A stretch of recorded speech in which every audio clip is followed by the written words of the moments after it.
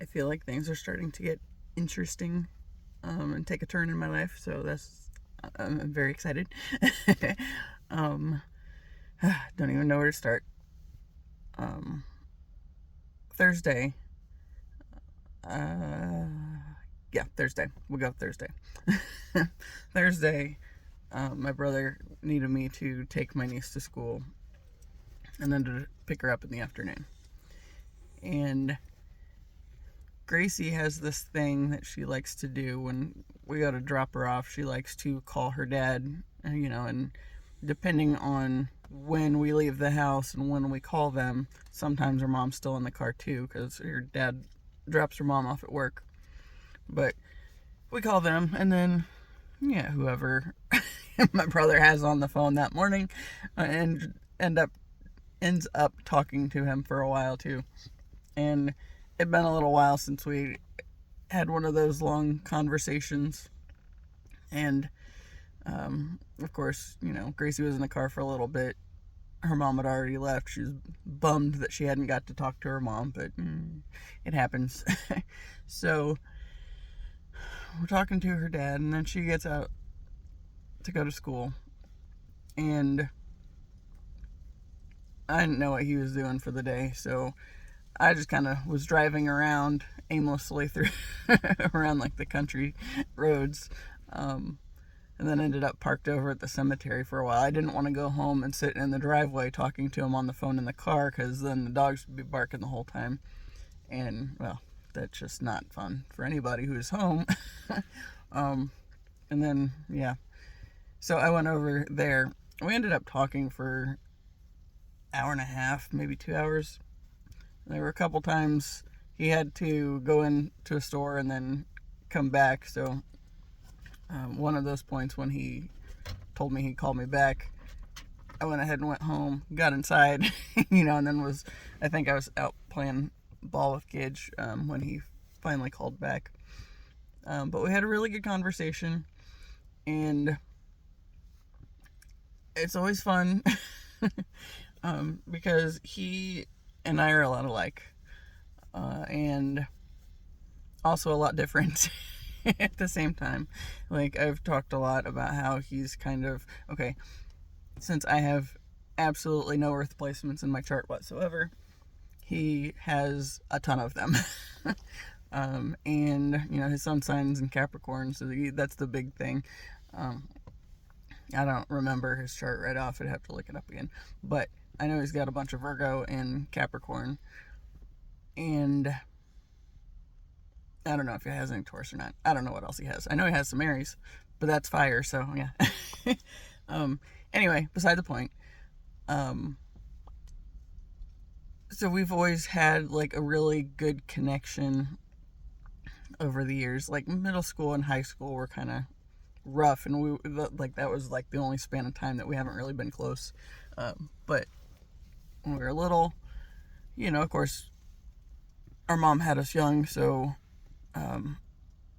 for a long time we only had each other. And like my dad's side, there were cousins, but he was the oldest cousin,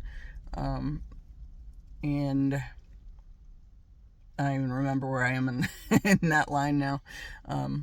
For a while, I want to say I was like second to last. But yeah, it doesn't matter because we weren't real close with that side anyway. Which that's actually another thought that I was. Yeah. Anyway, I'm not gonna go that route at this point in time. So, he's got all these earth placements. I got all the water, and so he has always been that grounding element in my life. And of course, now I have my little Zippy down here. She's passed out. We just walked a mile and a half. So if you hear snoring, it's one of them. But yeah, so we were talking, and he, of course, grew up in the same household I did, but I've also heard it said and fully agree that no two kids are raised in exactly the same household, because of course your birth order is going to play a role, and then a whole lot of other things. Right. So, birth order, signs on how you receive things, signs of your parents, how your parents believe about anything, and of course, since he's the oldest and the brother and the Capricorn, I found this thing that, the other day. It was called a little article that said, 4 signs with black hole hearts or something. And it was talking about how, like, the wounding of a Capricorn is typically because they were expected to take on too much responsibility way too early in life. So, of course, Capricorn was number 2 and Cancer was number 3. It's like, yep. It's like, so that's both of us. So, of course, I took a screenshot of both of those parts for the article, and I was gonna send it to him. I forgot to, so we talked about it. I read it to him when we were on the phone, and he's like, "Oh, that's right." It's like, yep. But like, it was like this big long spiel, and then like the one for Cancer, I read that off. It's like, yep. And we could both see it for each other even. Yeah. So, being as to how we still were raised in the same household, though technically not exactly the same household, we have our stories and shared traumas, and then, of course, the differing traumas as well, because I think, I think both parents, I could say that, were probably a little more expectant of him to be a certain way and to have that responsibility and all that sort of stuff. And then, I was the emotional one. I was, I had all those things. Yeah. The expectations were very different. And both very impacted with, what we came out of. And of course, that's basically what my channel has been, was me navigating through the unraveling of my journey. And he hasn't gone the YouTube route, obviously, but he, had some job stuff that didn't go well, and he had this group program that he was in for a while, so he's been processing it through it in a different way. And basically our conversation was devoted to our healing journeys and what we've learned and how we've been able to connect with other people through our own healing process, and of course, since mine's on YouTube, I'm doing most of it solo, and not entirely, like, okay, so my Cancer placements, the whole crab, I definitely retreat to my shell a lot, and that's been a huge part of my journey, and a lot of what I've had to do is navigating through the healing work on my own.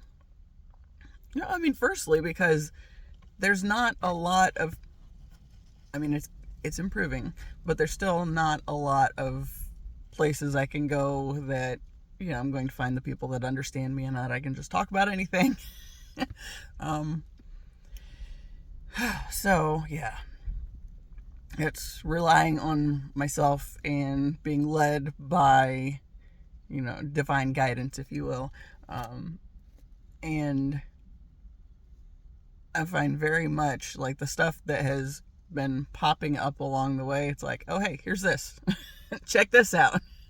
And an example of what I'm probably trying poorly to explain on that end is, like, with the inner path classes. Annie said at one point that she said, whatever you hear in this group, expect that you're going to start seeing that stuff everywhere. And it's like, absolutely did. Like, there was one guy, one night, he said, what do buzzards mean? Because he was seeing a lot of those everywhere. And I think I can count on one hand the number of days that have gone by that I have not seen and been aware of a vulture since then. And that was back in like March. And then like there was one day, I think last week, sometime in the last month, I'm in a kind of a time warp. I don't really know what I need to when anything happens compared to other things now. I had something that I thought was like a week and a half ago, and I was like, oh, that was 4 weeks ago? When did that happen? Yeah, so there's been a lot of that too. But, so I start seeing the things that we've been talking about in group, or start making sense and being aware of things differently and how they interact together. And one of the classes that I went to, we did this little meditation time in the group, and it was kind of interesting because while we were doing it, I had this image of an octopus come to mind, and like kind of superimposed over the top of it was the flower of life symbol. And it's like both of those things were important to me at that point. And of course, my brother and I will send each other little like video clips of like octopi doing weird shit because those are really weird creatures, and for some reason we've both been really into them for a while. And I think I got them like a couple little things for Christmas last year. One was a little picture for their bathroom. It was an octopus, and it said, "Your butt napkins, my lord," or something like that. But like dumb shit. So I see this image, and then I see this other thing over the top of it. And the flower of life. Okay, so I think the activity was like March or April. Again, my time is but it was in the group, and I started going in January, and I stopped going. I think the last time I went was June or July. I think July. I've wanted to pop in again, but I haven't had the $10 to go do it right yet. So at some point I will, but not yet. I figure I will be there when I am supposed to be there. Yeah. So after the class that night, I mentioned to Annie what I saw, because of course I think after we did that activity, she was talking about one guy that had briefly joined the group and did like these woodworking things, and he had a couple that I think he was trying to link up with the shop to sell some of his stuff through. And she had a couple of the flower of life things that he had done. And so there was that. And then, I got really drawn to this selenite necklace at another metaphysical shop, the one that's closer to me. And I was like, I have to get this. I don't know why, but I have to get this. And that was before I knew anything about what it even represented. And, like the number 19 kept coming up as important for a while. And apparently there's 19 circles in the flower of life that make it up. And it has something to do with how everything is connected. And it's like, that's very relevant for everything in my life. Yeah. So she said the octopus, kind of represents that you have your hands in a lot of different things. And it's like, yep, that makes sense. Because I've always, I think I've said on here several times, it's like I've always kind of been one of those, I know a lot about different things, but I don't know a lot about any one thing. And I think part of it is because part of what I am here to do and my role in this earth is connect the dots. And 444 as I saw that. Or as I said that. So yeah.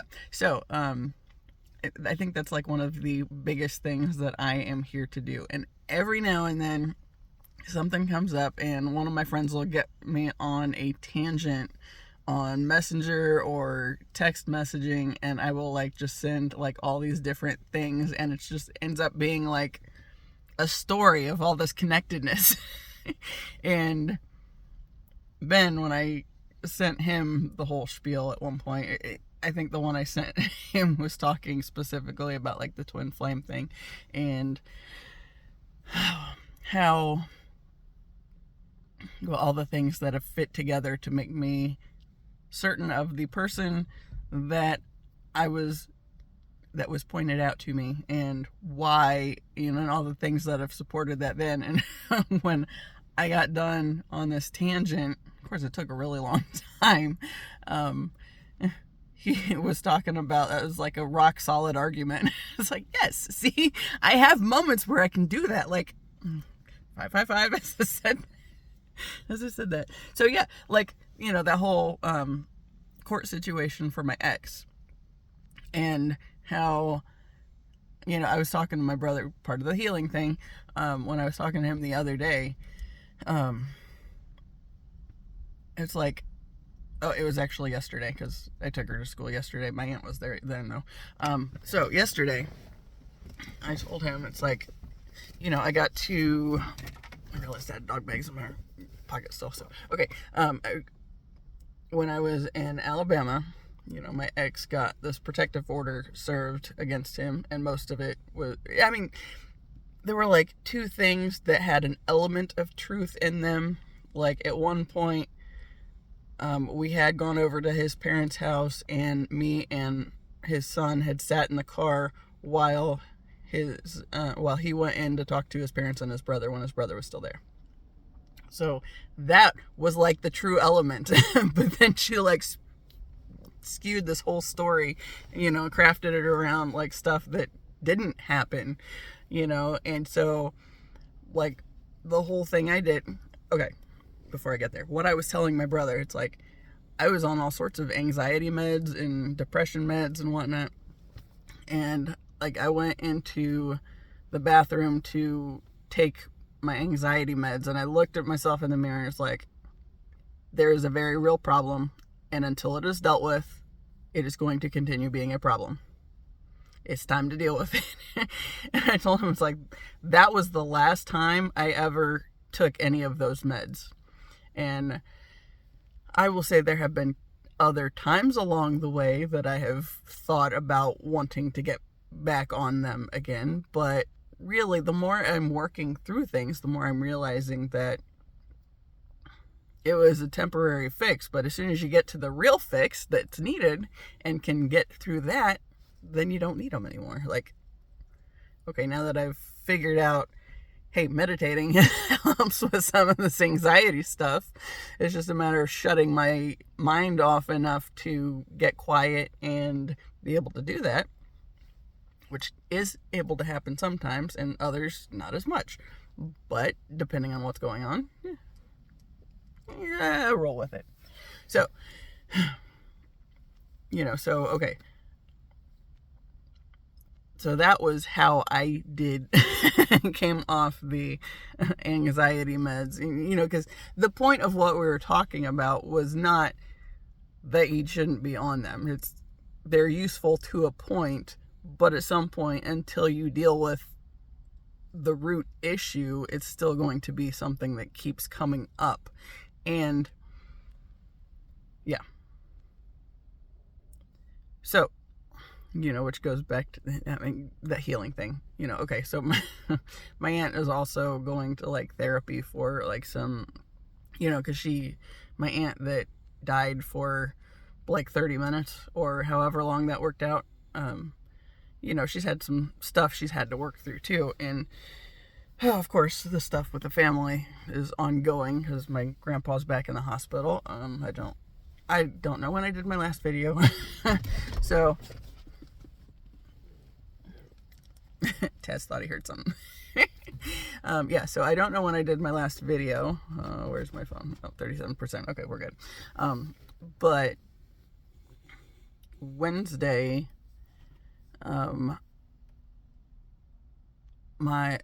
Wednesday was the day they got set up for, my grandpa came home on Saturday. Wednesday was the first day the home health nurse was able to come in and see him. And she had worked with him before. Well, apparently he woke up with a fever that day, and when she got there, she was concerned enough about it that she went ahead and called the ambulance and had him sent to the ER. So he's been in the hospital with, it sounds like he had some kind of rhinovirus situation, and then turned out he's got like sepsis now and all sorts of weird shit going on. So he's back in the hospital, which he never should have been out of some kind of medical facility, but the insurance was like, and booted him. So, or made it so he had to be booted because it's expensive without the insurance paying for it, anything. So, yeah. So,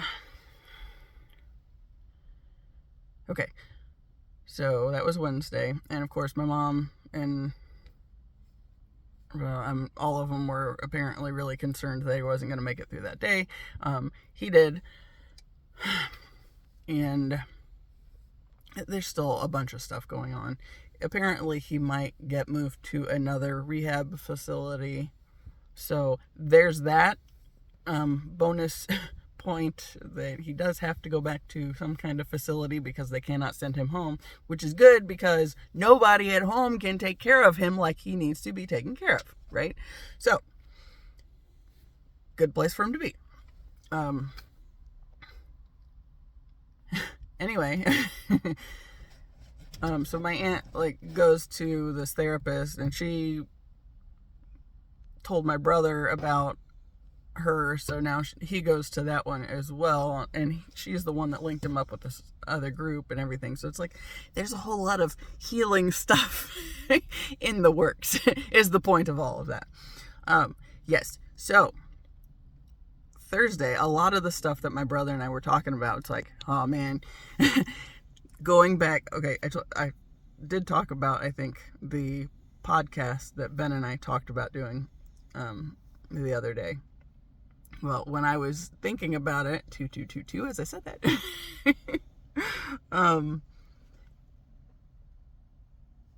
Ben, okay, I had the thought like a month or so ago. I think Ben started talking to me more regularly back in September, and it was one of those things where, honestly, I was getting ready to get into the shower, and I was having an off day, and it's like, okay, universe, if you could send me somebody to help remind me who I am and why I'm here from time to time, so I don't just lose myself on the moments that I forget.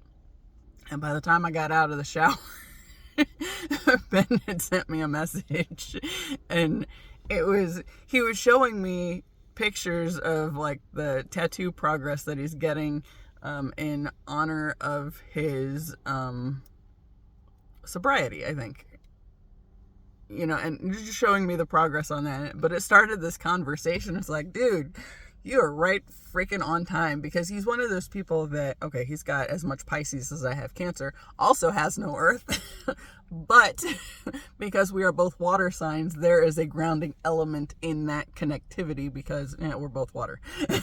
So, and a lot of water. He's one of those people that will send you a message just to try to be uplifting and, hey, I really appreciate you in the world kind of a thing. And, and I was like, within the week of having said this, before the shower, I had this little prayer to the universe kind of a thing. After the shower, I had a message, and then we just kind of have been talking regularly ever since then. And, okay, yeah, there's a lot of that, and it's helping me to be more okay about embracing the encouraging side too, because, okay, he says this kind of uplifting stuff all the time, and I'm just like, it's always made me uncomfortable. Well, I think largely compliments have made me uncomfortable because they've usually had an element where they slap you upside the head afterwards. And what I mean by that is, like, okay, the time when I was in high school and I was walking down the hall into my room, not doing anything, not saying anything, just quietly walking to my room. And my mom her room's across the hall, and she was laying in bed, and she called me in. It's like, all right, what? Now, I don't remember anything about the time frame of what happened or what was going on, but she calls me in just to say, you're a very pretty girl, but you don't act like it very much. It's like, why did you have to say anything? I wasn't doing anything. I was being quiet. I was minding my own business and just trying to go to my space, and then just got whomped with that bullshit, and okay, hopefully the dogs don't bark. There's a truck.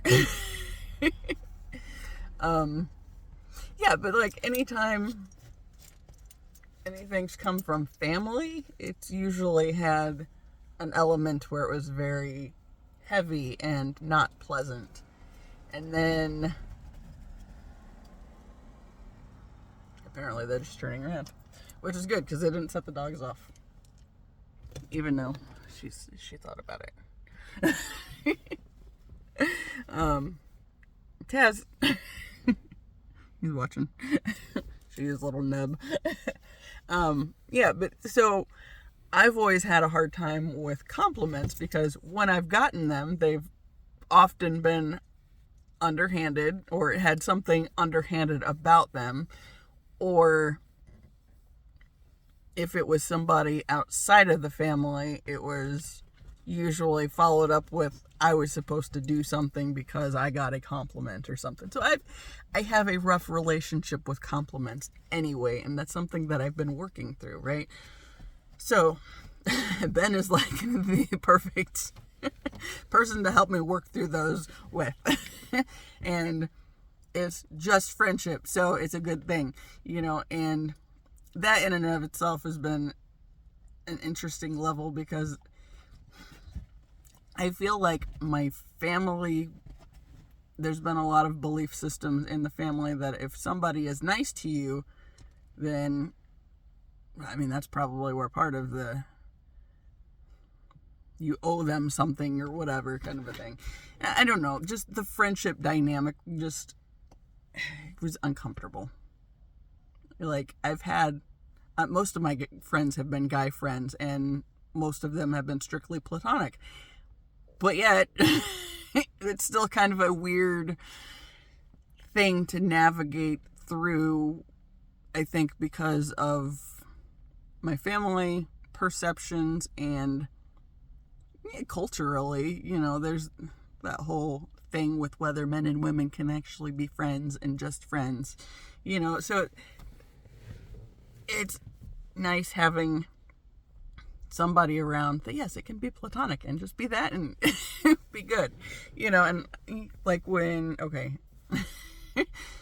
I got winked at by the waitress back, I don't know when that was. That was like September, because my grandpa fell in August, was in the hospital for 15 days, and then moved to a rehab facility, and it was at the rehab facility, and we stopped for my mom, my grandma, my aunt, and I stopped for food on the way home.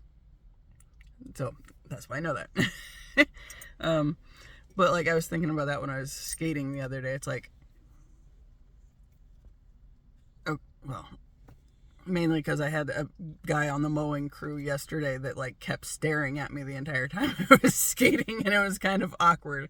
And then I thought about that whole situation with, when it was the waitress, it was kind of funny because, I mean, it was the universe showing me that my energy has changed and people perceive me differently. But even when, like, the guy on the mowing crew was looking at me, and it was obvious, y'all, and it was just weird, and I didn't know what to do with that, but then I'm skating around, and I go to one of the other schools after a while, and I always just, of course, have my one earbud in, because partly because I have weird piercings over here and it vibrates through them weirdly, and I don't like that. But partly because I want to be able to hear traffic, because I'm skating in parking lots, so, and sometimes there's a lot going on.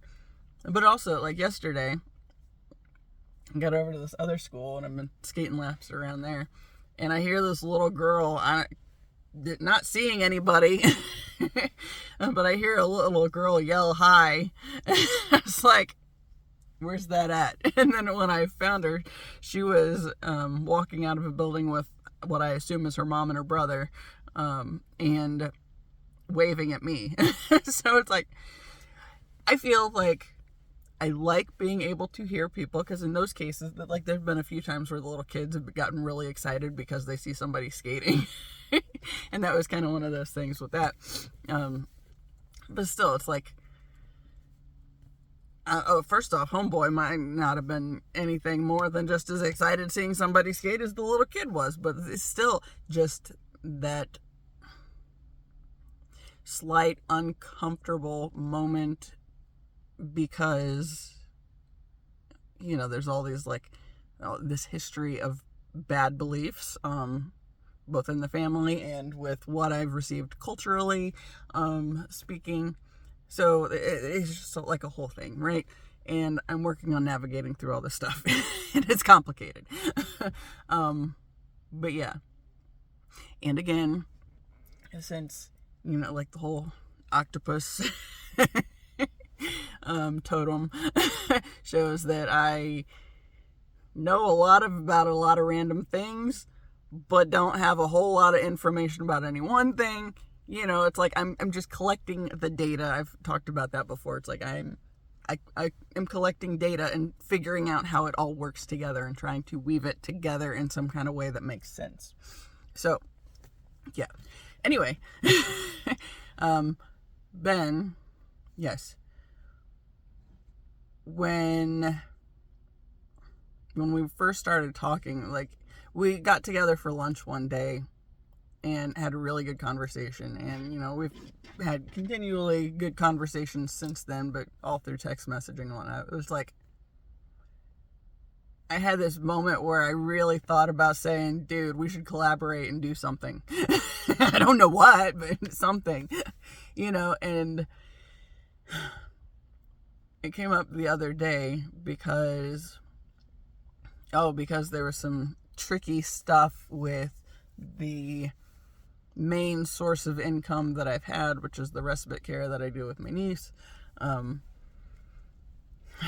So, and like paychecks, we're at the end of the year, we're at the holiday season, and I don't have hours to get me through the year.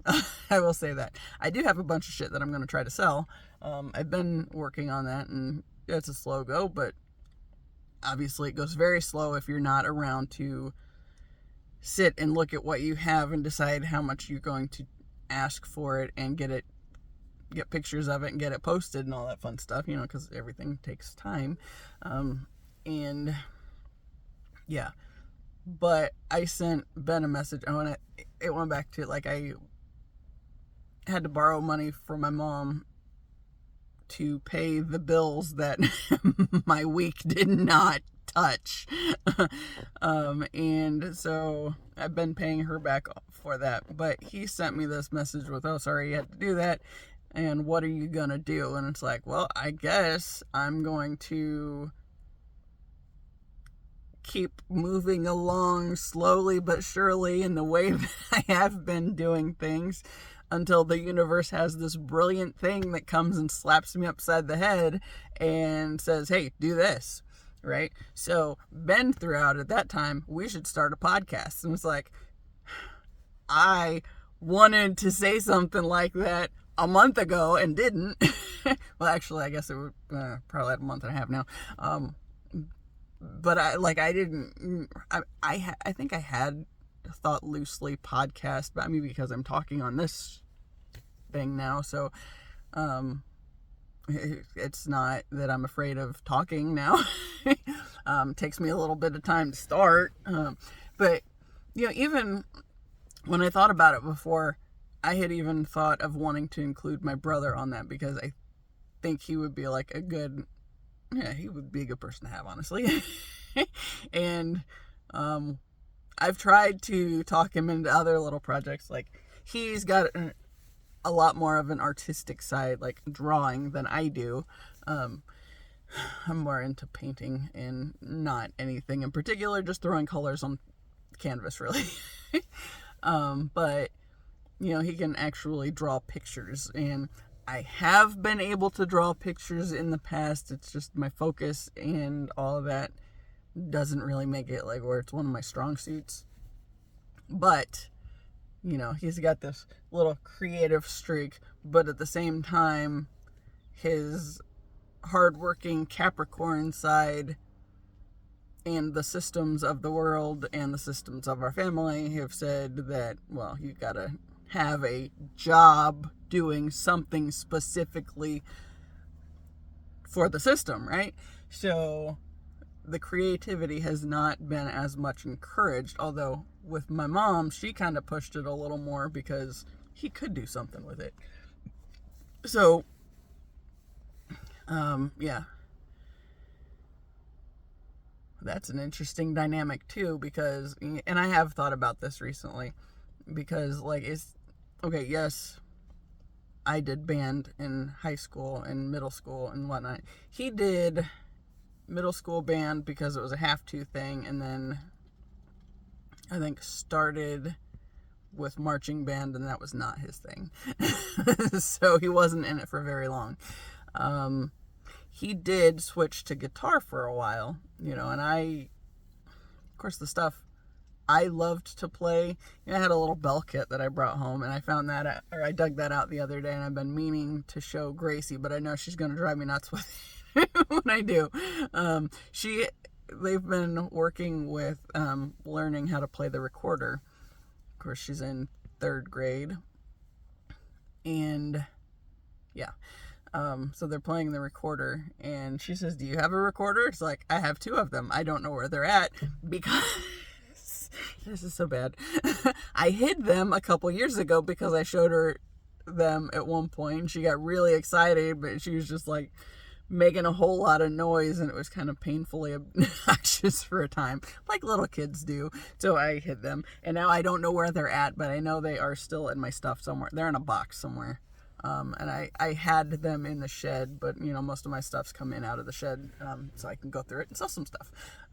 But that's been on hold too, so we gotta work on that again. Yes, so she's been wanting me to get the recorder out, and I've been wanting to show her this bell kit instead. And I know she will probably drive me nuts with it when she gets going on it, so we're going to have some rules and some boundaries on how much we're messing with it. But I think it'd be fun for her too. So I did pull it out of the closet. But other than my little bell kit and like some random things that I've bought on the way, it's like I feel like, okay, because it's not easy to have a freaking marimba in the house. I know this because those things take up a lot of space. And I don't have a lot of space, especially at this point in time. Nor do I have $10,000 to buy one. So, yeah. So, right now, I do not have that. But, it's like the stuff that my brother's done, like the writing, the guitar. I think my parents bought him his first guitar. And I got it on loan for a while because I wanted to learn. But that thing, I can't learn on that one. The strings are so hard and thick that it hurts a lot. And it's like I could never get past that to enjoy it. My dad and I took a guitar class together like 1 or 2 nights. Not very much. And the instructor let me mess around with his guitar that I think had nylon strings or something. It's like, I need one of these. I might enjoy it if I had one of those. I never got one of those, so so I got to borrow my brother's. That was impossible for me to play and did not do very much on that. But yeah, but it's like it seems like his creative endeavors, and part of it was probably because they weren't things that there was a lot of at school. Like, yeah, he took art classes and had fun with those, but as far as like my drumline group, that was a whole group of people and a whole lot of involvement that way, so I didn't need to have the equipment outside of it on my own. So yeah, I'm sure a lot of these are things that play into how some of his stuff seemed a little more supported than mine. My stuff, it seemed more like there was a part where my mom was trying to live vicariously through me and would kind of take it over as her own thing, because she got very involved with the band stuff and was band booster president and all that shit. And, it was fine. And yes, the parent support was obviously needed because as much as the kids in the band. But, going back to that last moment, like, it was always the thing that I loved, and I had this group of friends, and it was an awesome thing. And then there was that when we won the world championship, and she comes over to me and says, I deserve this as much as you do. It's like, that, see, right there proves the point of why I knew you were doing this to help all the time. It's because you wanted the glory, and then meanwhile, I got to be like, one of the section leaders for it. And it's like, after she had that moment, it's like, I enjoyed it when I was with my friends, but then beyond that, I couldn't enjoy it anymore because she tried to take it. It's like, well, and I did tell my brother that, I think, when I went away to college, when he was going to college, he went to a place that was closer so he could still live at home and take classes. But he had the difficulty of, he changed his major every semester because he's like I am in that whole, like, the octopus thing, and knowing a lot about different things but not having a whole lot on the one thing. So he changed his major every semester and finally left after 4 years with no degree and joined the Air Force. So it's like, I feel that. But I did go through and I got the degree, but then it's like, because I didn't know what I wanted to do, and I was just there because, I'm pretty sure he had that element of, we were there because Mom made it known that it was her biggest regret in life that she had not gone to college, and so we needed to go to college so we didn't regret the thing like she did. And so it's like all these things where it was more for her than for us, but in attempt, I wasn't going to do like he did, because he was working while he went to school, and, I had some jobs, don't get me wrong, but his was specifically to pay the tuition, so that wasn't a big thing. I had no other way but had to take out student loans because there's a crow in this tree. Yeah. Anyway, that actually disappoints me because I thought today, very seriously, every time I've come over here, I've thought about wanting to throw some peanuts in the car so I can feed them and start my process of befriending the the dark wildlife. And he's right there at the sidewalk now, so yeah, that would be a perfect time. I could have yelled at him and thrown him some peanuts, but no, I forgot. Anyway, yeah, so I went to school and got the student loans because there was no way in hell I was going to waste the opportunity of going away from home and not living with my parents at that point, because my mom and I had some difficult years. And, I've told stories on here, so, yeah, but the stuff that I was doing, like, I flipped back and forth between less things, I think, because like I had a time where I thought about sociology as a major, and Psychology was the big one because I took some psych classes in high school and really liked them and really liked the teacher, so he got me kind of into it on that level. But also that's just part of my personality, is I'm into that kind of thing. Learning personality stuff and how things affect other things, blah blah blah. Anyway, so I went away, and because I had to go away to there was that whole tuition, but also room and boarding kind of stuff, and like the whole housing plan and all that stuff. So we had different experiences there again on that end, but his Capricorn made it a lot easier for him to want to work while he was doing it. So he was paying it off as he went. And so I jumped around with a few different things, and the final stuff that I went to school, or that I got my degrees in, I got my bachelor's of science in psychology and religious studies, and then my minors were in creative writing and interpersonal relations, I think. And so when I was in the dorm, I had this time where I did think about going to seminary, because I felt strongly that was something I was supposed to do at some level. When I started looking at it, the one I started looking at was Indiana Wesleyan, and I knew a lot of people that went there. And this is another thing I was thinking about the other day, and it's like, I would not go to that school, because for some reason, when I was looking at it and considering it, I started looking through like the bylaws or whatever, like all the little fine print shit on the book.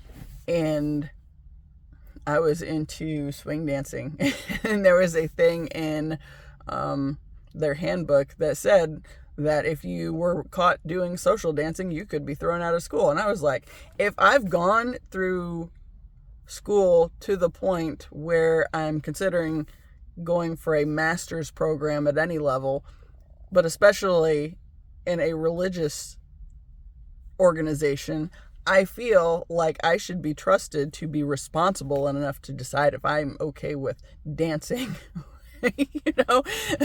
and not having to worry about getting thrown out of school because I like to dance. It's like, that's fucked up. So yeah, so that as soon as I saw that, it's like, nope, I will not be going there. You could dance in a group dance situation with,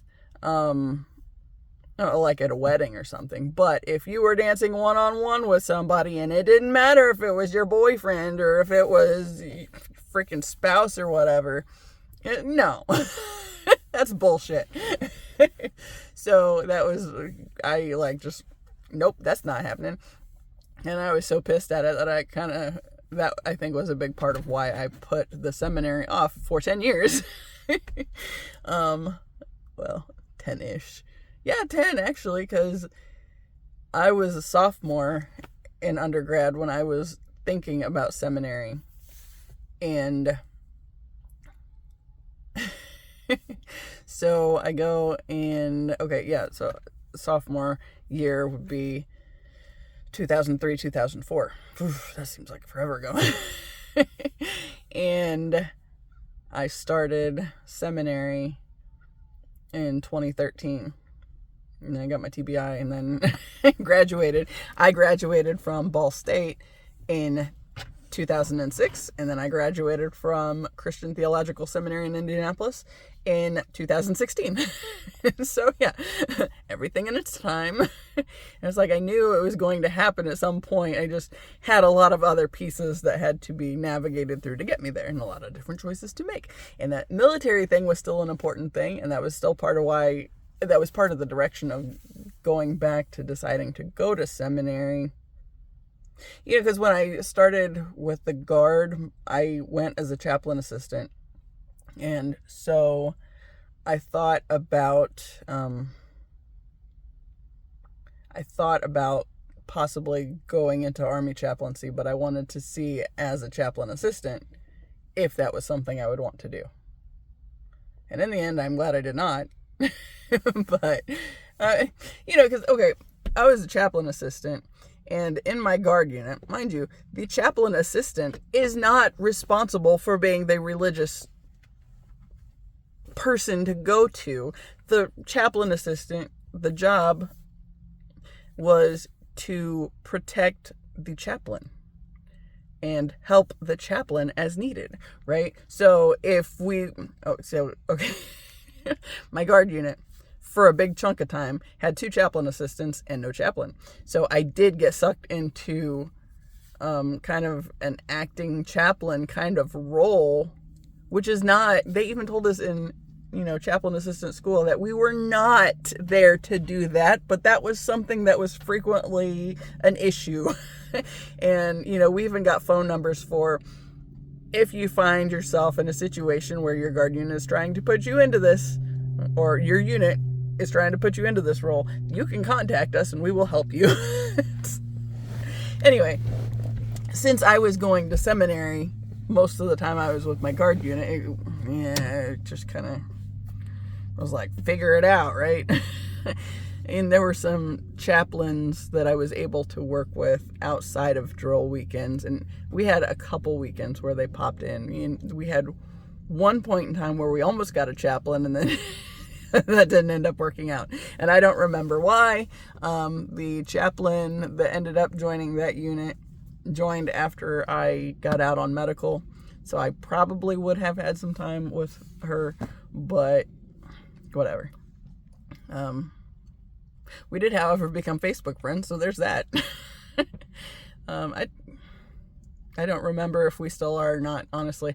I told my friend Roxy the other day, I had put this joke on Facebook, and it was one of those that had math that wasn't well done on it, and the point wasn't the math. The point was it was the joke. It was the thought of, okay, like, it was talking about the population of penguins in Antarctica and the population in Ireland. So if the penguins in Antarctica ever decided to go invade Ireland, how many people everybody would have to, or how many penguins everybody would have to fend off to be able to keep their property or whatever. I don't know. It was something stupid, and there was bad math, and I was laughing at the idea of somebody, or like people fighting off penguins for one thing, because, I mean, they're penguins. Well, quit licking everything then. You got the water bowl. Anyway, yeah, somebody from the roller derby league said something about that math isn't mathing right. It's like, you know what? And it was fine. And I was like, I don't care about the math, and somebody said, I don't think the point was the math. And then I responded and I was like, I think the thought of the thing is hilarious. Oops, sorry, ZB. She got her water and got all choked up. It's like, the thought of the thing is funny to me, right? But somebody else with the formerly connected to the derby, he was like a coach for a minute, he said something like, oh, you're so pretty or something, and it was like, I don't really understand, I think I know what you're saying, but at the same time, I don't like what I think I know you're saying, and I don't know if you're directing it at me or just the fact that I clearly did not come up with this, I just shared it. So I just ignored that one. But then somebody from my old guard unit had also made a comment about the math, and I was like, fuck the math, people, just pay attention to the joke, learn to laugh, it is okay. So after that, I was talking to my friend Roxy. It's like, I feel like maybe I need to just clear out some of my friends again, because this is ridiculous, and I'm not here to want that kind of stress. And she was like, well, it is your page, so do what you want, right? So I cleared out like 8 people, I think, and some of them were more duplicate profiles than anything, and I didn't get rid of anybody that I had momentarily thought about, just all like on the level that joke, and just their tendency to be inclined to say smart ass things that, whatever, so Like, I don't even, Tazzy. Now he's got to be the licking one. You had the opportunity to. Yeah. So, like, I didn't end up clearing out anybody that the frustration had started me in the direction of. However, there was one person on there that was like, I told Roxy, I was like, look, this girl, I don't even know why I've been Facebook friends with her, because we were friends in first grade. She went to my birthday party. In second grade, when all the bullying started up and all that crap, she bought into it and even fed into it at times. So I don't understand why we were ever Facebook friends on here to begin with, right? So it's like, she can go. And I had thought about dumping her off of there several times for a while, and I kept going back to, like, why have I not? And when I was talking to Roxy, it's like, this is the person that, okay, I think it was the last day of my high school career. And I had lunch with, I think it was just me and Paul, and there were a couple other people, but Paul and I were the ones that were walking out together. And this girl says, hey, and he looks at her and she says, what are you doing? Like, why are you being seen with her? And that kind of a thing. And read it loud and clear. And he was just like, nah, she's cool, and blew it off. He went on to the band room. I went to the bathroom. And in my moment in the bathroom, I had this moment where it was like everything in me was screaming. And I seriously was considering going home to do the suicide attempt again, right? All because this idiot had this moment where she was like calling out somebody that had been a good friend for me, like for like the past couple of years. And like, she's just trying to bring this other shit back into it. And had he said anything else or ignored it altogether rather than, nah, she's cool, it might have been another story, and I might have absolutely gone home, because the bathroom that I went to was right next to one of the sets of doors, and my car was out at that side because, band room, that's where I ended my day, and frequently spent all my downtime anyway. So I had a moment where I seriously considered it, and it was because of this girl. It's like, why have I been friends with her on Facebook? And I thought that many times along the way, and the other day I finally was like, you know what, get you gone. You have no business being in my space. You don't need to even be an energy drain at this point. See, I'm at this point where I know that I'm making all these shifts and finally starting to line up with where I'm supposed to be and where I'm supposed to go in my life for the first time. And I'm looking at it as the people that I've been connected with on Facebook, like, a lot of them have been encouraging of the toxic systems that I've come out of, or am trying to come out of, or trying to change in the world. And I don't want the hugely negative voices to be able to have any kind of sway on keeping me from what I know I'm supposed to be doing. And as I feel like I'm lining up more and more with what I am supposed to be doing, even though obviously I haven't got there just yet, I know I am very much where I'm supposed to be at this point in time. So yeah, so it's like, I need to clear those out. So she went, hey, quit licking the seat. Yeah. Anyway, I feel like I wandered way off. When I was thinking about the podcast stuff, I really wanted to include my brother in it, and I knew that he would have some resistance, at least starting out. But when Ben mentioned it the other day, it's like, ooh, what was it going to be about? And it's like, we both know what it's going to be about. It's going to be about healing stuff, because we're both really passionate about getting rid of the stigma from the healing process. And, he is very vocal about going to therapy, and it is helpful, and getting really pissed when like the religious types are like, no, you just need Jesus. You don't need therapy. It's like, bullshit. You need to do the therapy, do the work, and not rely on somebody else to have done the work. They died so you didn't have to do this shit, so you can just get away with being an asshole to everybody else. No, you have to do the work. Otherwise, it's not going to mean anything to you, and you can just run around condemning people all the time.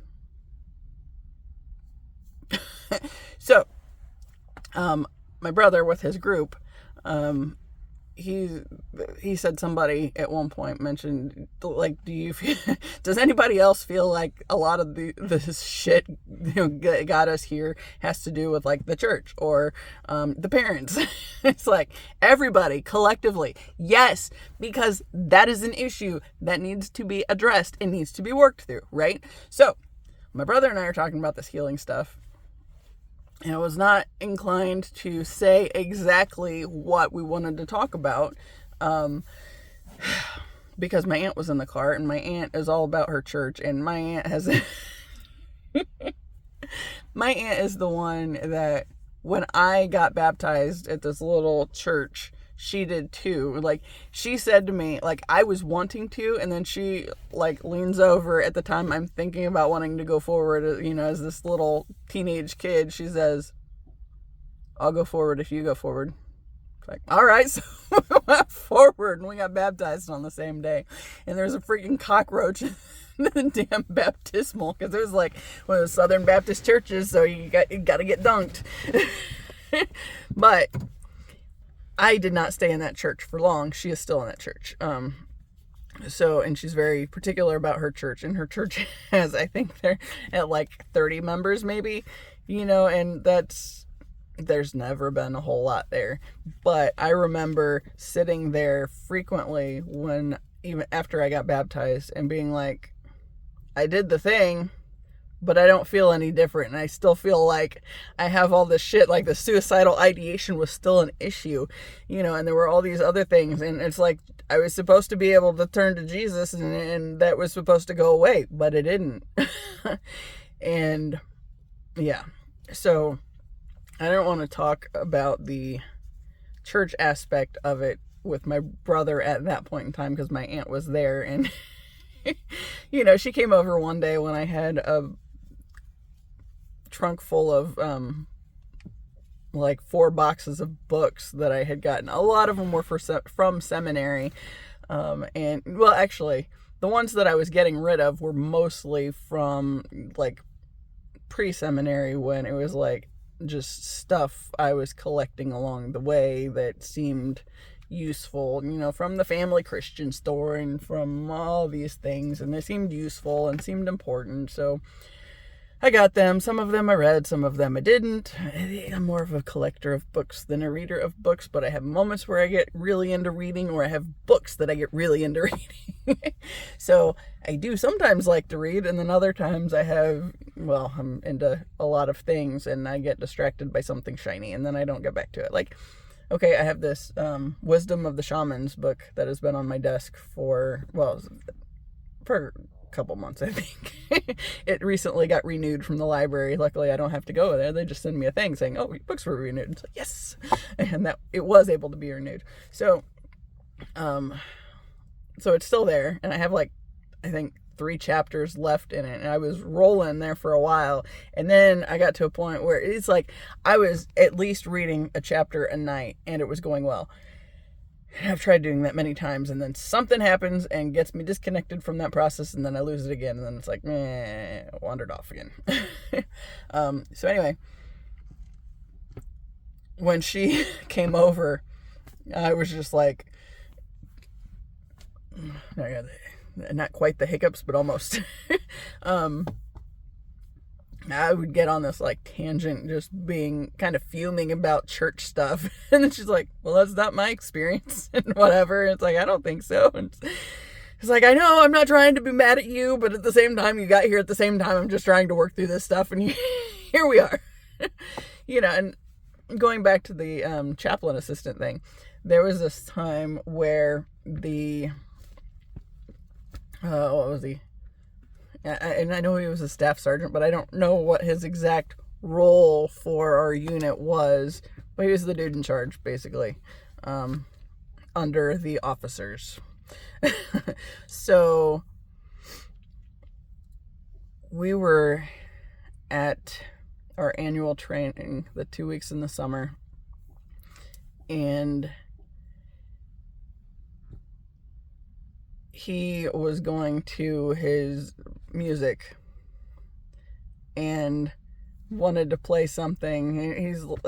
He decided he wanted to play something that just because whatever we were doing at the moment needed music. So, and he said, and I know you're here, Jones, and it's not your Christian stuff, but you're just going to have to deal with it. And he goes to A Puddle of Mud's She Hates Me. I was like, I have this song on my playlist. What are you talking about? I love this song. And he's like, oh, well, you're not a very good Christian. Then it's like, first off, okay, that was a frustrating point because I was trying to be the Christian kid at that point. But at the same time, I'm just like, that's bullshit. I'm a fucking chaplain assistant. I'm here to protect the chaplain and to help the chaplain, not to be the chaplain. And you're looking at me like I am the chaplain, and that's the point. And that's the problem. So that was another thing I was thinking about this week. I don't know why I'm there. Anyway, wandering back, work in reverse. Get all the way to this point. Now I got to work my way back to figuring out what my point was. The podcast thing. When I mentioned it to my brother, it's like, you should do this with me and Ben. And I really had thought about wanting him to do it with me and Ben when I first thought about telling Ben we should collaborate on something, and then, wussed out of it. And then Ben came up with it, and then it's like, all right, it's acceptable because somebody else put it out there, not just me. But I like, ever since the podcast thing became a thought that we were actually talking about and discussing, and we don't discuss it a whole lot, but I mean, he's got kids, so he's got other stuff going on. So I think about it a lot. We talk about it periodically.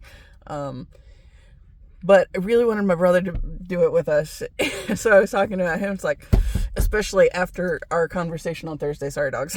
I'm getting really excited. And now they're just like, what are you doing, crazy person?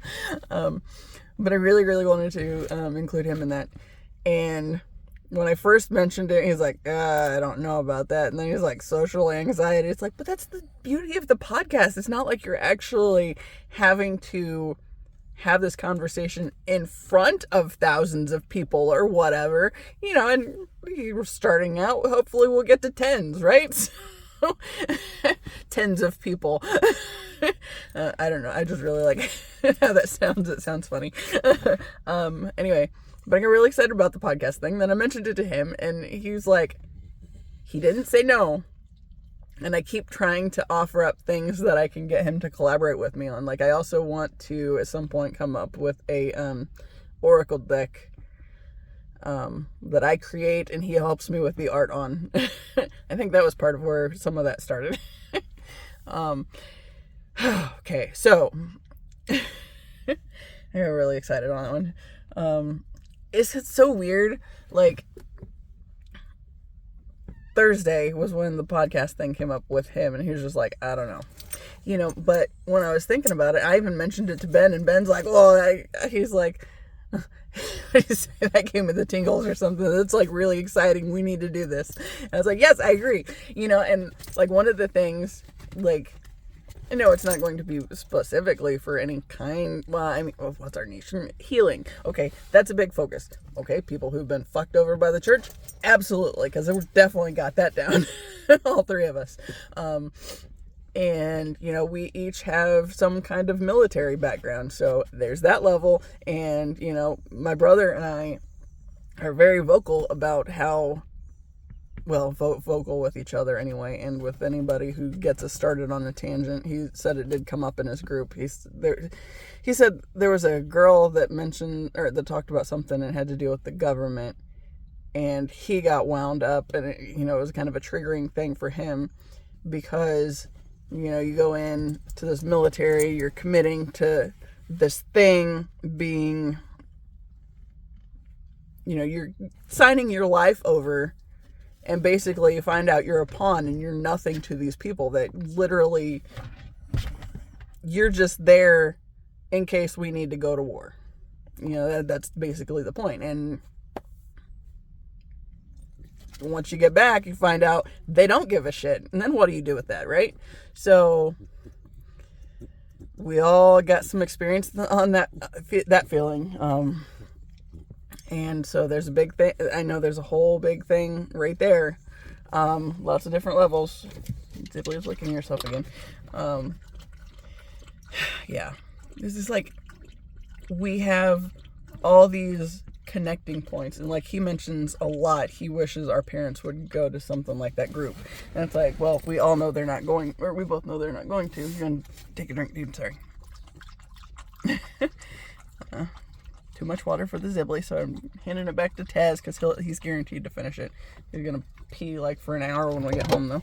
Oh, and I just dumped the rest of it on my leg. Anyway, nope, just on the seat where I sit in it. That's good. So you're making gross noises, dude. So there's like lots of different things that, and we're all very important about the healing, or very important, we love this whole, we see the importance of the healing journey, and that is something that is important to us because we are all on some kind of healing journey. Our experiences are very much different. Our life experiences are very much different. Yet we have all these layers in which we can bring it back together, and it's like, yes, we need to do this. We need to do this. I'm so excited. So I'm going to be brainstorming a lot on that, right? So, okay, yesterday, my aunt and I went out for breakfast.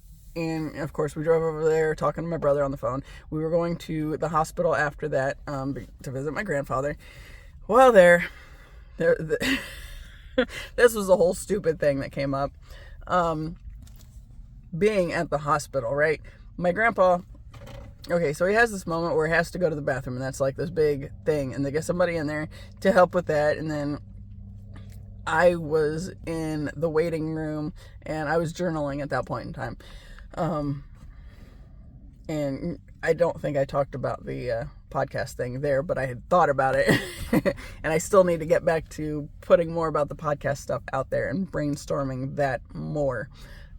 But I got a message saying that they were done, so I could go back. I was like, well, let me finish what I'm doing, then I'm going to run to the bathroom, then I'll go back there myself, right? So when I got back there, he's sitting in this chair, and he's not happy in the chair. And the nurse was like, to sit in the chair for a few minutes because it's different than laying down. Well, he's got all sorts of bed sores and stuff from laying on his ass and, from the various times he's had to go to the bathroom and then didn't get cleaned up right away. And then he didn't want to say anything because it hurt so bad when they were cleaning it up. And it's like, it's just this ongoing thing. So now everything hurts. And so he was in this chair and he was uncomfortable. He wouldn't tell the staff whenever they'd come in. He waited until it was just my mom and her sister, right? And me. So for a while, it was just the three of us. Okay, so we're there. And he starts, like, going into the heavy-duty bullying on, get me out of this goddamn chair, move me to the bed, and, to the point where my mom and my aunt were getting ready to do it, and I was like, we're at the fucking hospital, call the fucking nurse, have staff come in, he is a fall risk, that sign is on the door, the alarms are on, we know there's somebody going to come in right away, call the fucking staff in, do not do this. And they not only tried to do it anyway, and tried to get me roped into it. And I was just like, I will not help in this process. I did more than I intended to. I went over there and had my hand on the walker because their dumbasses were still doing it. And I was the entire time like, do not do this. Hit that button. And they were not doing it, and they started, and go figure, he did make it onto the bed. They did not drop him. He did not make it completely onto the bed, so he had to lean there for a second. And of course, as soon as he raised up out of the chair, the alarm started going off. So, hey, in come these nurses anyway. It's like, oh, look, staff, all you had to do right there. It's, this whole thing. And of course, you could tell they were pissed because the family's getting that kind of involved. But yeah, and I was like, I was fuming. And because that's always how it goes, and that boundary thing. And like, I'm a lot more vocal about boundaries than I was before, but I was over there closer to the situation than I would have preferred, for knowing what was coming and knowing the staff was there. But at the same time, I didn't want them to get him hurt because of their stupidity. I was so pissed. And of course, get the nurse and the tech in there, and they're working with it, and the nurse is lecturing him, and then my uncle comes in, the youngest aunt's husband, and he's in there, and I'm just running my mouth, and because we let him bully us into doing something, and then we tried to rope me into it, and just spouting off, and he knew exactly what I was saying, and was like, I said, because nobody has any boundaries, nobody's capable of saying no, and he's like, it's like, yep, because I think I've said on here before, my youngest aunt has the most ability to detach from the family because first, she was the last of the daughters, so he knew he wasn't getting any sons at that point, and she was the most tomboy, so she was the most acceptable. So she got more of daddy's affection than the other two did. The other two are literally doing, like, you can see everything they do, trying to appease him and trying to win favor with him, and all they're doing is helping the tyrant be a tyrant. It's like, that's not helpful. That's not helpful. Stop doing it. That's not helpful. And my mom she runs her mouth all the time about, oh, Beth's going to throw you under the bus and blah, blah, blah. Well, Beth's the one that tried to rope me into it, and Beth's the one that, yeah, there's some of that. So it's like, oh yeah, this is why I don't spend time with you guys anymore. For a while, I was spending a lot of time with them, and it's like, yeah. Then when I've started realizing the need for boundaries and understanding how easily swayed into bad behaviors you get when you don't have good boundaries, then it became a whole thing. And so I'm far more detached than I was before, but at the same time, and it's funny because the other night, Thursday night, I pulled these cards, and they were all like really favorable. They're still on my desk, and to me, it felt like a big supportive, like the universe giving you a high five because you're on the right path. Keep going. Yes, do this. And then like one of the cards was the wolf, and it talked about, because it was a Sacred Medicine Oracle deck by Asha Frost, I believe. So the wolf card, I think, was the last one, and it was talking about you are divinely protected, and it's talking about being aware of your boundaries and where you are still allowing others to pull you into the stuff that you're not supposed to go. So, hey, that card was on my desk. That card came out Thursday night. Yesterday, there I was in that situation again. Yesterday, I was irritated. I was really irritated with that. And when they started pulling me into it, it's like, what's happening? But I was like a big mouth the whole time, and I was at least able to jabber on about that. After that, my brother got there for a little while. He had said he was coming, so I sent him a message, and I was like, are you still coming, by the way? And he said, yeah. And I said, I might need to get a ride with you home when you're done. And he's like, okay. So when it came to that time, my grandma had gotten there. My grandma drove herself. She has wanted to do that more than she's been able to do that. My mom and her sisters go back and forth because on the one hand, the younger two sisters are all about how she can't drive, she's a terrible driver, blah blah blah, and then my mom's like, if she doesn't ever get the opportunity to do it, she is going to lose it, and she won't be able to do it. So there's kind of been some back and forth on that. So there's been a couple times where my grandma has been allowed to drive herself, and yesterday was one of them. And it was mainly because she was adamant when my aunt and I called her that she wasn't ready to go when we were ready to head that way. And when we tried to push it back a little so she could still go with us, she was like, no, I just want to drive. And it's like, fine. You drove somewhere the other day. It went fine. You can do it again. Okay? So my grandma got there. Okay. So when my brother goes to leave, it's like we knew where it was going as soon as it came around, right? So he stands up and he's like, I'm gonna have to get going. And I'm like, my aunt, I think, said something because she knew I was getting really agitated being there. I was really kind of cranky and making smart ass remarks the whole time. Yeah, so she mentioned something about me, because she knew I wasn't going to be ready when she wanted to go. So she'd mentioned I could take my grandma home, and I said, but my grandma got there, I think she got there a little before my brother did. She came in right after my uncle did. My uncle was leaving when my brother got there. But she didn't seem like she was ready to go anyway. So my brother stands up and he's ready to go. So I'm like, take me the hell up out of here. And I go with him. We go out into the hallway and Mom comes with us. And she says, or we get to the little lobby area, or the little lounge area. It looks like a conference room, but there's a waiting room.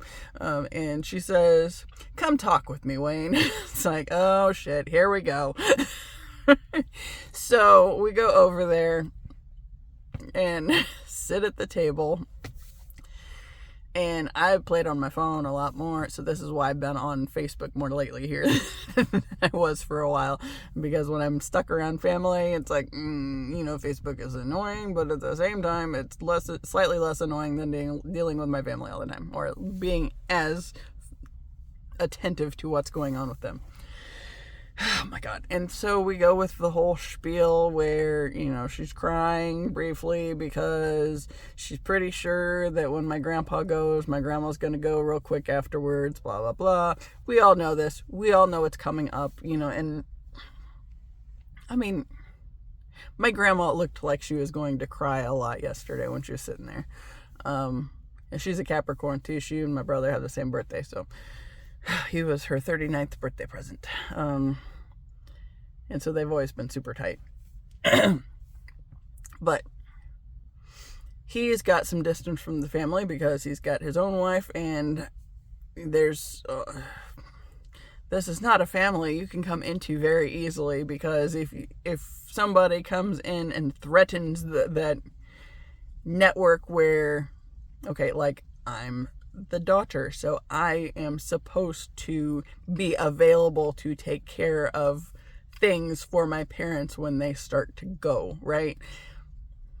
That bullshit. Well, he's got a wife and a kid now, so he has his own family to be concerned about, so they win out frequently, and my mom obviously does not like that at all. And so she does her little waterworks, the crap, and I'm staying disconnected, but occasionally sending him little pictures, like Jim from The Office with his little, like, kind of a thing. And he yeah, she kept us there for another half hour, and eventually it led to lecturing him, well, I would appreciate it if you could make time for us on occasion, blah, blah, blah. It's like, and it's like, he's like, I have stuff going on, and, of course, the day in particular, I think that was being talked about was Jen's mom's birthday, and she passed away earlier this year, so there was a whole thing with that, and they were trying to do something to remember Clarice, but at the same time do their own thing, and my grandma decided that was the day we were going to clean her house and got rid of like 8 boxes of books and like some of this stuff. But yeah. So my mom started down she's trying to guilt trip path real hard, and then he was like, look, we gotta go. It's like, oh, thank God. And so we were leaving, and of course my mom's just, I think she's at the point where she's just thinking that both of her kids are disappointments now, so because we're both letting her down and not willing to give in to the guilt and all that crap like we used to, but of course I've done a lot of healing through this whole talk therapy thing that I'm doing on here, and he had his group, and now we're able to connect, and it's like, yeah, this is helpful. Yeah, so we go to leave, and we have to walk to the other side of the hospital because he parked on the other side of the building. It's like, okay, fine, whatever. It's not a huge hospital, so whatever. So we go over there. We get to the car. He moves the stuff he had in his passenger seat. He had like his backpack and a couple other things to move to the back seat. And we get in the car. And he's like, I knew she was going to go there and do that. I knew it was coming. So we have like this little conversation. Pull up to the stop sign, and I'm looking at my phone, and my aunt's like, have you already left? Grandma's ready to go, and she's afraid of driving in the school traffic and blah blah blah. It's like, son of a bitch. So he was still waiting for traffic, and I was like, all right, apparently grandma's ready to go, so I guess I'm going back to deal with that. So I get out of the car at the stop sign and start walking back to the building. And, then it's a back and forth with my mom and my aunt on whether she is ready to go or whether she's not. And I said, is she ready to go or not? Because I just had him let me out of the car, and, he drove off, and, they're going back and forth, and she's not ready. So I call him back, and he's like, well, I'm at this intersection, so I'll have to come back, or turn around and come back. And it's like, he's like, but I will, I'm still close. It's like, all right. So he comes back, and then I like call my aunt, or I'm talking to my aunt. It's like, what the hell is happening? And apparently my grandpa told my grandma she needed to just go or whatever, and I don't know what happened. I don't know the drama in the room. The drama outside of the room was annoying. Well, so then I have to walk. I'm outside of the building, so I call my brother back. Apparently I'm going back in. He knows how the whole thing is. He's like, well, I'm driving past, so I'll wave at you as I go. I said, oh, I see your car, so wave at me now. So I started to walk into the back of the building, and I'm walking around there, and I'm kind of like fuming and texting, and I send Ben a couple messages. It's like, you're not going to believe this bullshit. And I was so aggravated, and I was like, I am skating today. There is no way I'm not skating today. And he was like, yep, sounds like you need it. So, my aunt brings my grandma down, and I drive my grandma home. And of course, my grandma has some of her negativity that she normally does, but mostly I didn't say anything like on the stuff she was being judgmental about people. It's just like, whatever. So, yeah.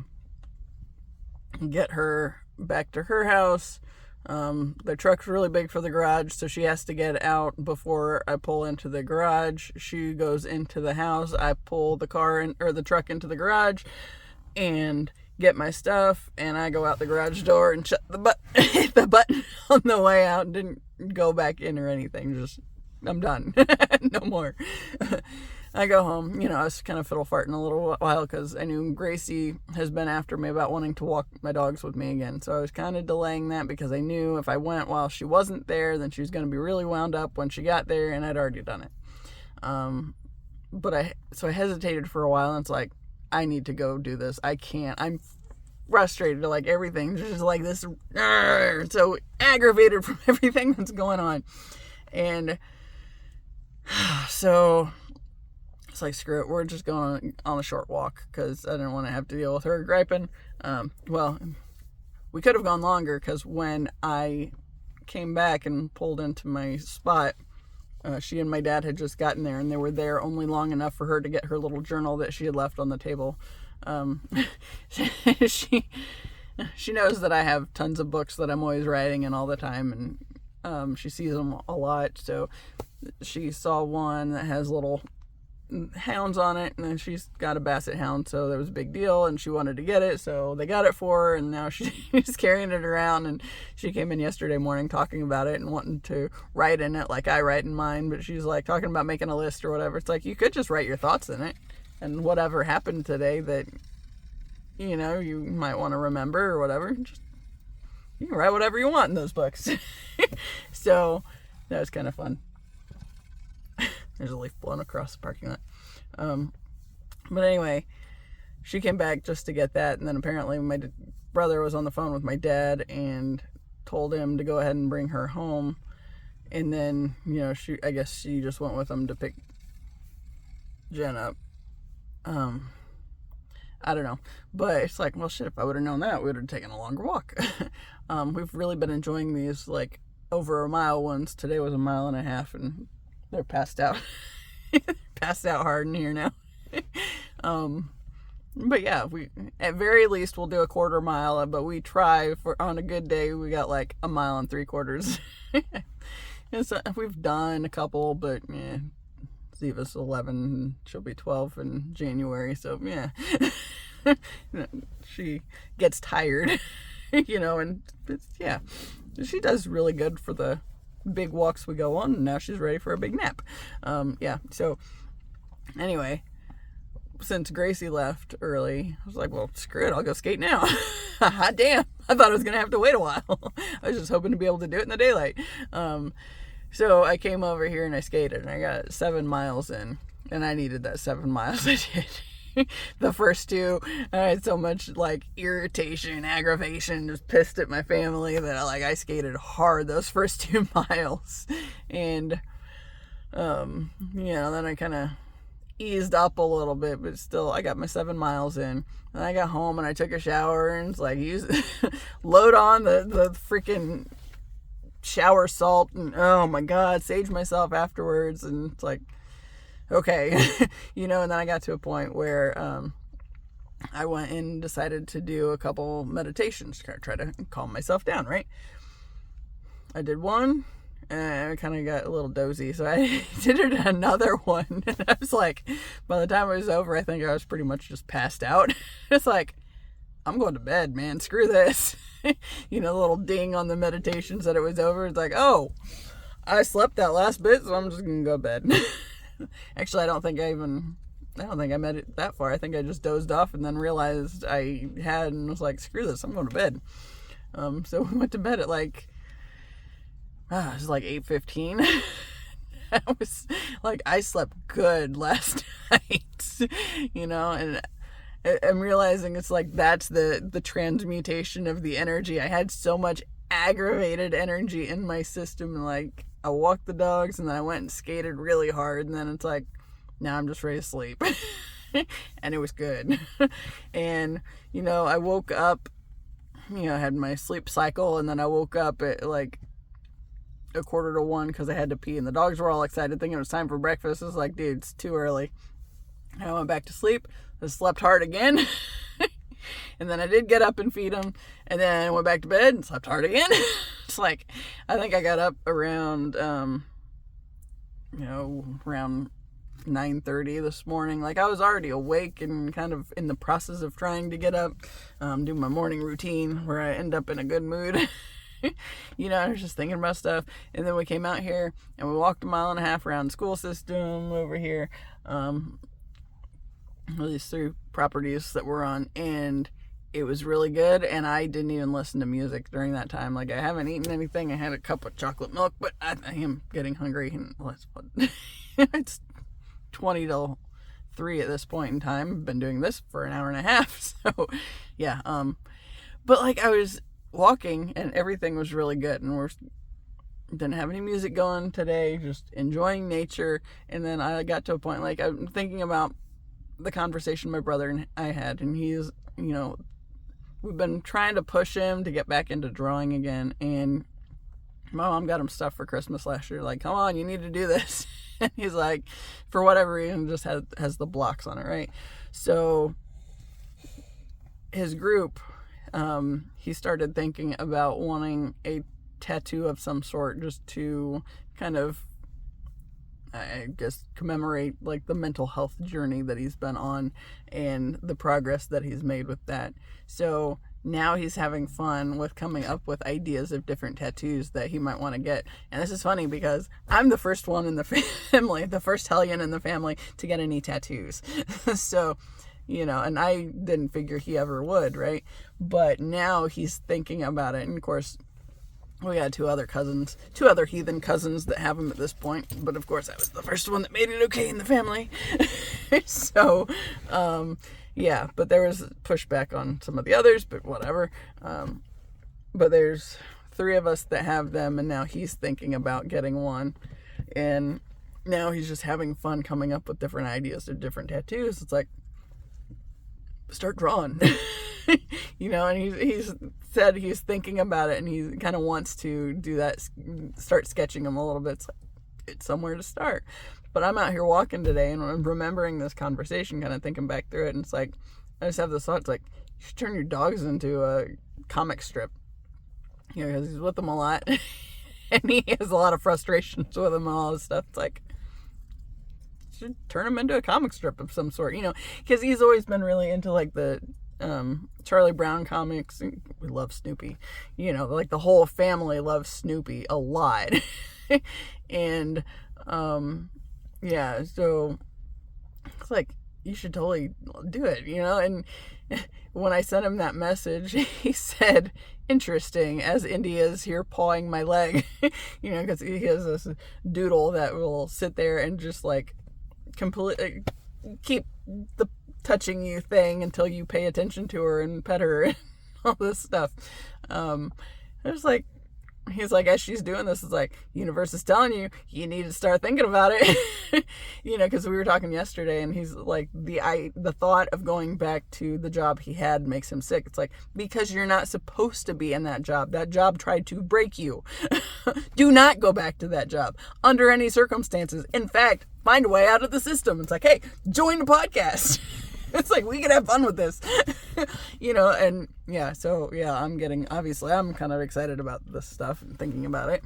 And Ben is, when we've talked to him, or when I've talked to him about it, it's like, I've been trying to get them to get together. Like, they're both into like these like RC cars and stuff. It's like, y'all should hang out. Why are you not hanging out yet? Oh, my phone's at 15% now. So it's like, y'all need to hang out. Seriously, it would be good for you. And, you know, I'm all about friends. And especially when you got people that share interest. Look, I don't know anything about racing, but they both are into it. So they get into their, you know, racing conversations, whatever. I don't care. Go. Good. Do it. Yes. More of the things that light you up, you know. And I think that's been a big thing today, is just really feeling into the stuff that is making me light up more and feel lit up more. And then I get in the car, and then there's a song on the radio that I really wanted to hear recently, and then there it is, and right before, you know, there's another one that's ending before I get in, or before it comes on. So it's like, hey, this is an interesting song. Like this too. And this other song comes on, it's like, hot damn, yes! And that's what I wanted to hear. And I got to hear it all the way, and I was happy. And then, like, yeah, it's like, I got to do a video, and I knew I was going to do a video today. I kind of thought about it yesterday, and it's like, I'm in a bad mood, I need to not do it then. What I need to do is have more of these times when I get really excited about something like today, and here we are. And an hour and 38 minutes at this point in time. That's really long. Whatever, it is what it is.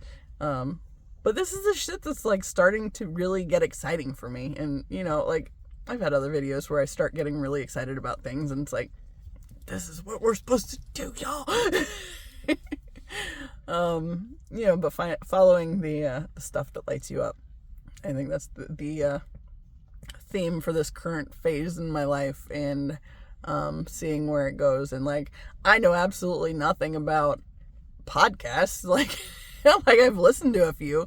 And so the other day I clicked into starting a podcast, or I Googled it, and then I had like ads pop up for that stuff, right? So it's like one of them directed me to this website. It's like, okay, I have a start point now, and I'm just going to start following the exciting stuff. Might have to skate some more today, but I am in a really good mood, so I might have to write some for a while. First, I don't know, but I got my notes done, so and that was something this morning. I sent a message to my cousin Aaron, other heathen that's got tattoos, and that actually knows about my whole YouTube thing, and is probably the one person that listens to the most often, which is on long car trips and whatnot. But I was like, I've been going back and forth with whether I was going to make that one public again.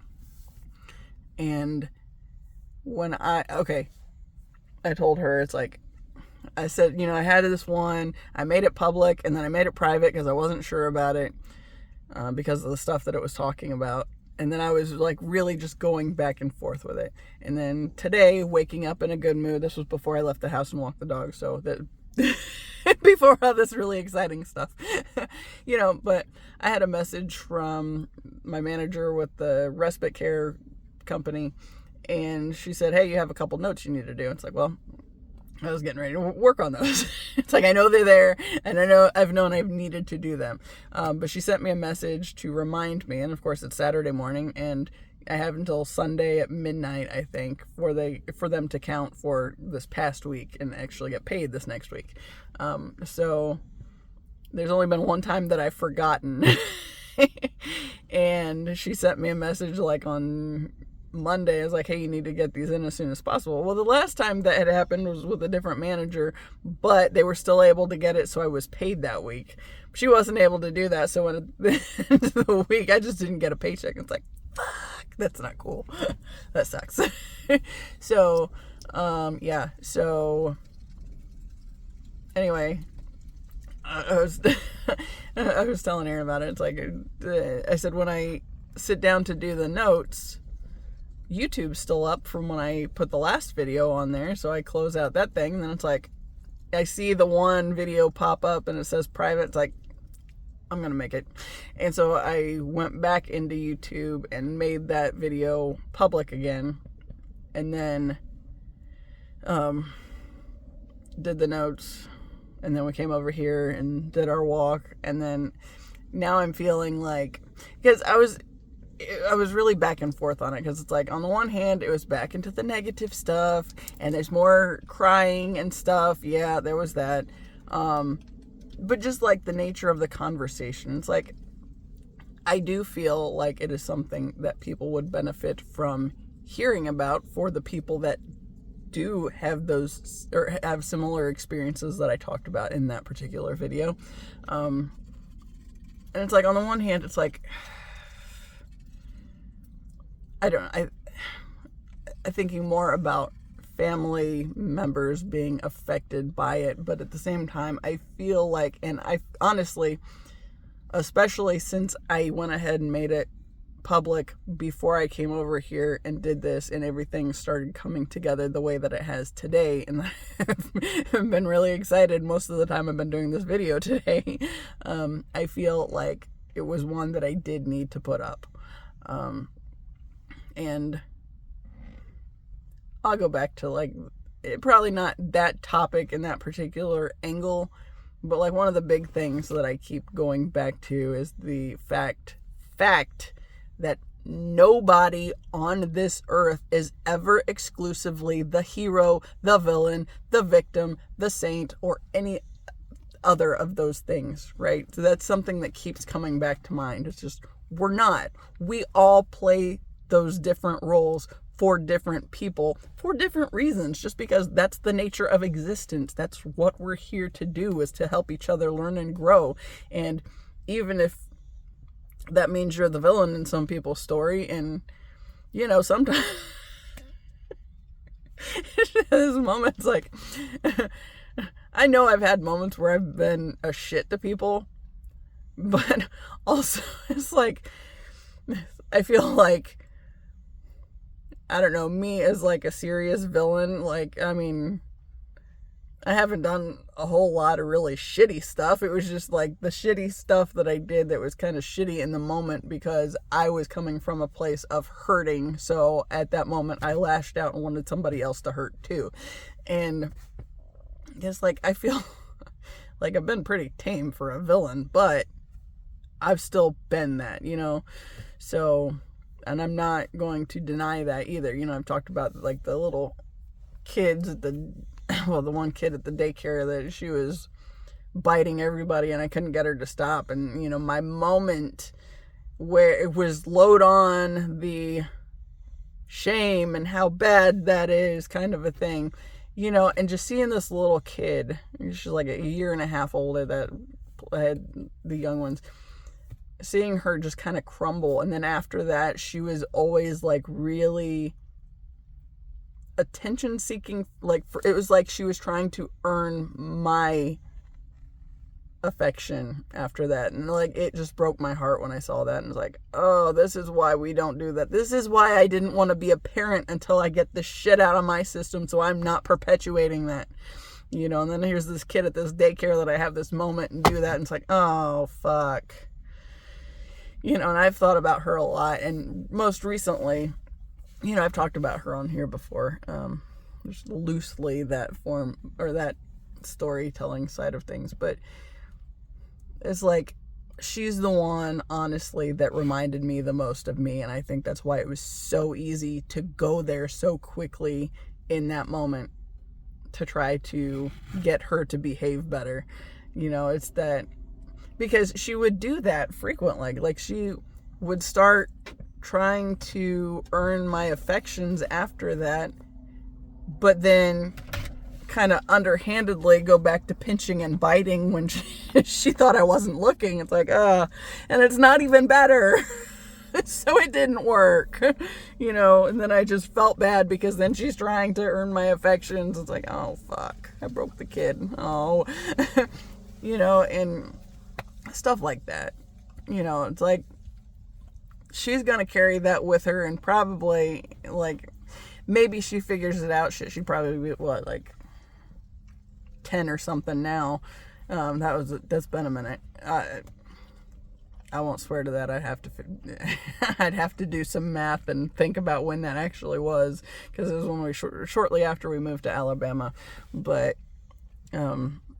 yeah, it's like, that's one of those things. It's like, she's always going to be affected with that until she's not. And what's going to make her not be affected by it is maybe healing. Hey, quit licking. I don't know. But yeah, you know, like those moments, it's like, oh, God, that one especially just broke my heart. And just thinking back at that kid, man, that is exactly why I said a long time ago I would not have kids until I figured this stuff out. And that's one of those things that's hit me here lately. It's like the people that I feel like I've been harder on in my lifetime were ones that reminded me of me. And,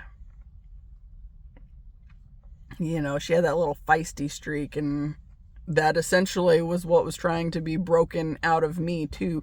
Because, you know, as I clear up space energetically, it's like I remember back into these different moments of my life and like feeling the energies communicate as I clear them up. Like I always had this sense of, after my grandparents moved back up here from Oklahoma and the bullying started because my cousin was an asshole, but my grandparents knew enough of my mom's side of the story that I felt like I was the elephant in the room on many occasions. And like they're talking, see, they weren't talking around me that I remember but I felt, it was like I felt the energy communicating around me and was affected by what I was receiving that way.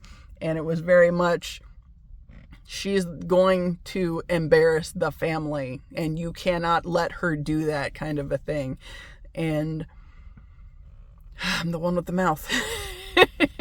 And here I am broadcasting my dirty laundry on YouTube so people can hopefully find their own healing in being able to connect to some of the stories that I've told on here. And that was one thing my brother and I were talking about. He said the other day that he found it kind of interesting how somebody in his group talking about something completely different and a whole different experience, and it would still hit that key component that everybody understands, and that everybody, had a trigger that it would bring up something for them where they had been traumatized in their life. It's like, exactly, that is the point of this. That is the point of this next phase that I'm getting ready to go start on. And obviously I'm not going to let this one go because this one's still kind of fun. I mean, it's just basically talked to my phone for almost 2 hours now. And I did one for 2 hours the other day, but eventually